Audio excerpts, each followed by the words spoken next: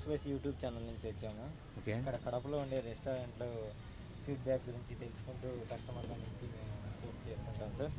ఈరోజు మీరు పల్లె రుచులు హోటల్కి వచ్చారు కదా. యాక్చువల్గా నేను ఈ ఏరియాలో ఉంటున్నాను. ఇది రీసెంట్గా నిన్ననే దీపావళికి రీసెంట్గా ఓపెన్ చేశారు.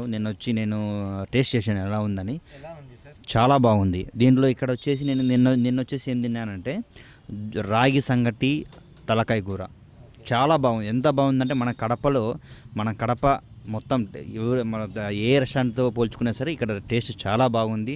రాగి సంగటి బాగుంది, సాయి రంగుతో బట్టి నాటుకోడి చికెను, జొన్న రొట్టె ఇవి కూడా చాలా ఫేమస్ ఇక్కడ.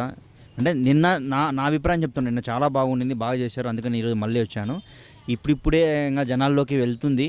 చాలా బాగుంది ఇది.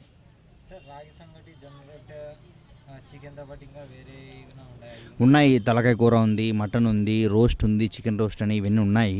ఇంకా నేను టేస్ట్ చేయలేదు. ఇంకా నేను టేస్ట్ చేసింది రాగి సంగటి, తలకాయ కూర, జొన్న రొట్టె, నాటుకోడి చికెన్. చాలా బాగుంది. మీరు అన్ని హోటల్స్ చూసారు, రెస్టారెంట్లు చూసింటారు. అంతా ఒక హాల్ మాది ఉంది, దాంట్లో డెకరేషన్ ఉంది, అలా ఉంటుంది. ఈ హోటల్ పల్లె రుచులు అనేది వెరైటీగా బాగా ఉంది.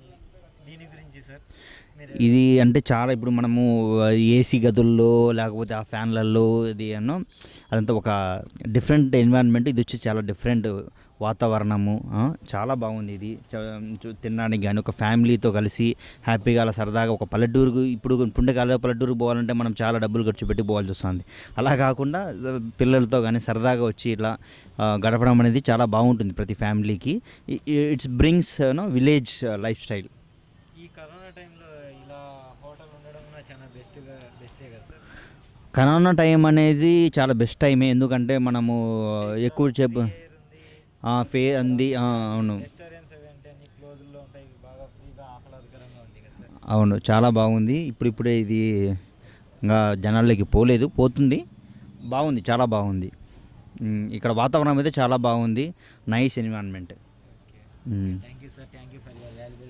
Thank you.